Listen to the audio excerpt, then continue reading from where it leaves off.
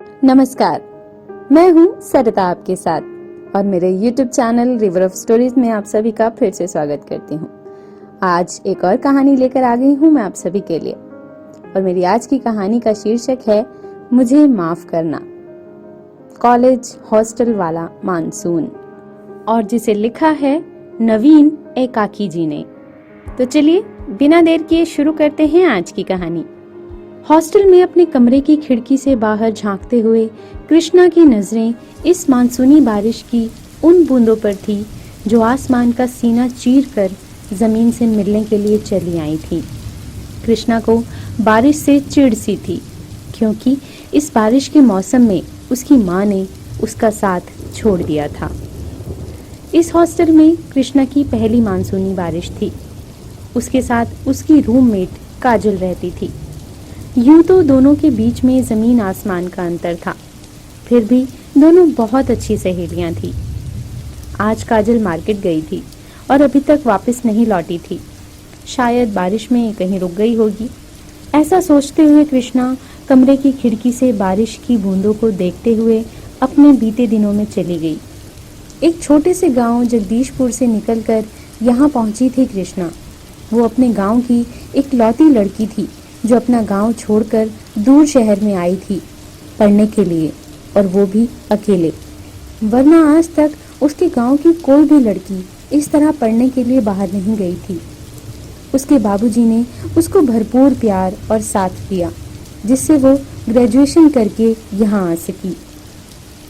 8वीं तक तो उसने पढ़ाई अपने गांव की प्राइमरी की पाठशाला में ही की थी और 8वीं से आगे 12वीं तक अपने गांव से 4 किलोमीटर दूर कस्बे में बने हुए इंटर कॉलेज से उसने 12वीं पास किया था।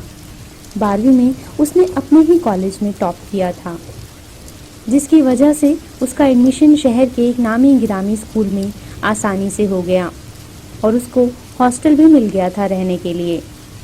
1 साल होने को आया था। बीच बीच में वो गांव भी गई थी 1-2 बार। गांव में कुछ खास बदला नहीं था, सब कुछ वैसा का वैसा ही था जैसा छोड़कर गई थी वो। कृष्णा की दिली ख्वाहिश थी कि वह पढ़ लिख के एक डॉक्टर बने, जिससे कि अपने गांव में रहकर वहां की गरीब जनता की सेवा कर सके, उनको समय पर सही इलाज दे सके, क्योंकि वह आज तक नहीं भूली थी उस दृश्य को उसकी आंखों के सामने से जो गुजरा था। बात आज से लगभग 8 साल पहले की है। तब वो लगभग 10 साल की रही होगी। इसी तरह की एक मानसूनी बारिश का मौसम था। ना जाने कहां से आई एक महामारी ने उसके गांव को अपने लपेटे में ले लिया। उसके गांव के साथ साथ आसपास के गांव के सैकड़ों लोग बीमार पड़ गए। इलाज के अभाव में कई लोगों की मौत हो गई। आसपास कोई अच्छा डॉक्टर ना होने की वजह से मौत का आंकड़ा बढ़ता ही गया। उसी महामारी की चपेट में कृष्णा की माँ भी आ गई थी। कितनी कोशिश की गई थी उनको बचाने की, पर आसपास अच्छा हॉस्पिटल और अच्छे डॉक्टर ना होने की वजह से उसकी माँ की मृत्यु हो गई। अपनी आंखों के सामने कृष्णा ने अपनी माँ को मरते हुए देखा था।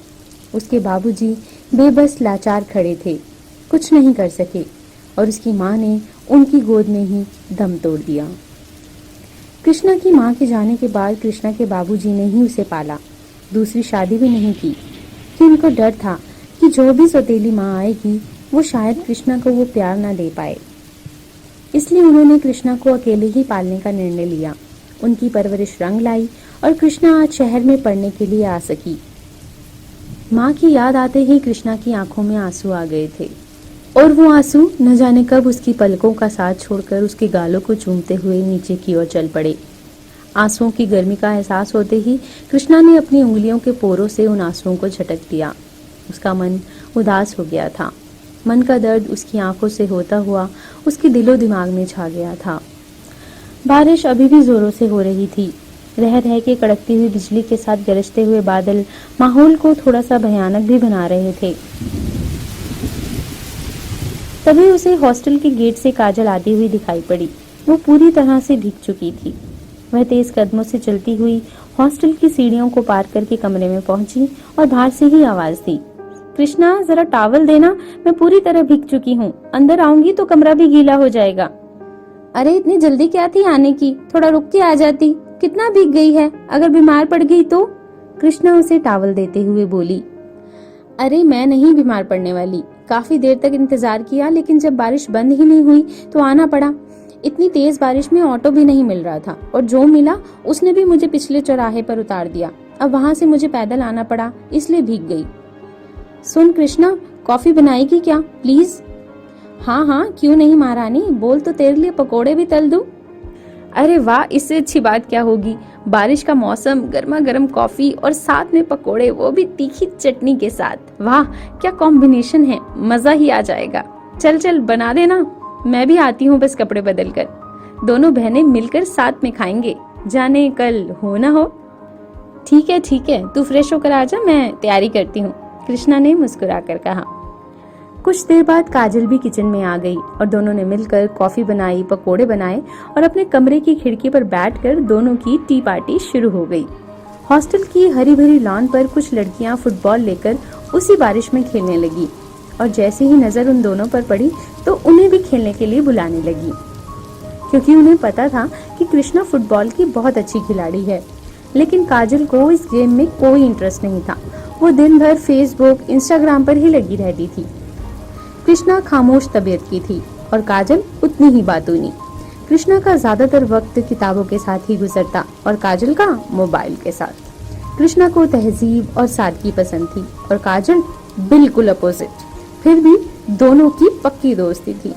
1 साल होने को आया था, पर मजाल है कि उन दोनों के बीच में कभी कोई अनबन हुई हो। कृष्णा और काजल एक दूसरे के राजदार भी थे। तभी कृष्णा को यह पता था कि काजल का एक बॉयफ्रेंड भी है जिसका नाम साहिल है, इस शहर के एक नामी बिजनेसमैन का इकलौता बेटा। किसी कैजुअल पार्टी में दोनों की मुलाकात हुई थी। काजल की खूबसूरती पर वह मर मिट गया था। वो भी बहुत हैंडसम और स्मार्ट बंदा था। रईसी तो उसके चेहरे से झलकती थी। पहले दोनों में दोस्ती हुई और फिर बात बढ़ती चली गई और ना जाने कब दोनों के दिल मिल गए और दोनों के बीच प्यार हो गया और आजकल वे दोनों प्रेम पंछी बने हुए थे। आज भी काजल उसी से मिलने गई थी। बार बार लड़कियों के बुलाने पर कृष्णा ने फटाफट अपनी कॉफी खत्म की और अपना मन बदलने के लिए फुटबॉल खेलने नीचे लॉन पर आ गई।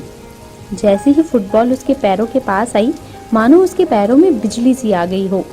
बॉल उसके पैरों के इशारे पर नाचने लगी। एक बार उसके पैरों के पास फुटबॉल आ जाए तो मजाल है कि उसके पैरों से आसानी से उसे कोई छीन सके। काजल कमरे की खिड़की से बैठी हुई कृष्णा को खेलते हुए देखती रही। 1-2 बार कृष्णा को देख काजल मुस्कुराई भी। फिर कृष्णा फुटबॉल खेलने में मग्न हो गई। उसका ध्यान ही नहीं गया अपने कमरे की खिड़की की तरफ। लगभग आधे घंटे तक फुटबॉल खेलने के बाद वह अपने कमरे तक पहुंची तो उसे देखकर थोड़ा अचरज सा हुआ। कमरे का दरवाजा बंद था। दरवाजे को धकेलकर उसने खोलना चाहा तो देखा कि दरवाजा अंदर से बंद था। उसने 1-2 बार नॉक भी किया, लेकिन यह क्या, अंदर से कोई प्रतिक्रिया नहीं हुई। 2-3 बार खटखटाया पर ना तो कोई आवाज आई और ना ही दरवाजा खुला। कृष्णा को बड़ा अजीब सा लगा। उसने काजल को पुकारा भी, लेकिन खामोशी के अलावा वहां कुछ ना था। कृष्णा की दरवाजा बार बार खटखटाने की आवाज सुनकर आसपास के कमरे की लड़कियां बाहर आ गई तो उन्होंने भी आवाज लगाई, लेकिन कोई परिणाम हासिल नहीं हुआ। अंदर से कोई आवाज नहीं आ रही थी। अब कृष्णा को घबराहट होने लगी। उसे कुछ समझ नहीं आ रहा था। तब तक उन लड़कियों में से कोई एक वार्डन को बुलाकर ले आया। वार्डन ने भी आवाज दी। कृष्णा तो चिल्ला चिल्ला कर काजल काजल पुकार रही थी, पर कोई जवाब नहीं आया। मजबूरी में पुलिस को फोन करना पड़ा तो कुछ देर बाद पुलिस भी पहुंची। दरवाजा खटखटाया, आवाज दी, पर कोई रिस्पॉन्स नहीं मिला। तब उन लोगों ने दरवाजा तोड़ने का सोचा। पुलिस वालों के 3-4 वार से ही दरवाजा जमीन पर आ गिरा और दरवाजे की जमीन पर आते ही अंदर का मंजर देखकर हर किसी के हलक से चीख निकल गई। अंदर काजल पंखे से लटकी हुई थी। कृष्णा चीखते हुए बहुत तेजी से दौड़ती हुई काजल के पास पहुंची। तब तक पीछे से पुलिस वाले भी पहुंच गए। काजल को पंखे से उतारा गया। उसकी नब्ज और धड़कन चेक की गई, लेकिन सब बंद हो चुकी थी। काजल इस दुनिया को छोड़कर दूसरी दुनिया में जा चुकी थी। कृष्णा का रो रो के बुरा हाल था। उसे कुछ समझ ही नहीं आ रहा था कि ये क्या हो गया। अभी अभी तो मेरे साथ बैठकर कॉफी पी रही थी, कितनी खुश थी वो, ये अचानक क्या हो गया। पुलिस ने सभी लोगों को कमरे से बाहर निकालकर कमरे की तलाशी लेना शुरू किया। पुलिस को काजल की अलमारी से एक डायरी मिली। उसके आखिरी पन्ने पर एक नोट मिला जिस पर आज की तारीख पड़ी थी। और सिर्फ लिखा था, मुझे माफ कर देना। ना पुलिस कुछ समझ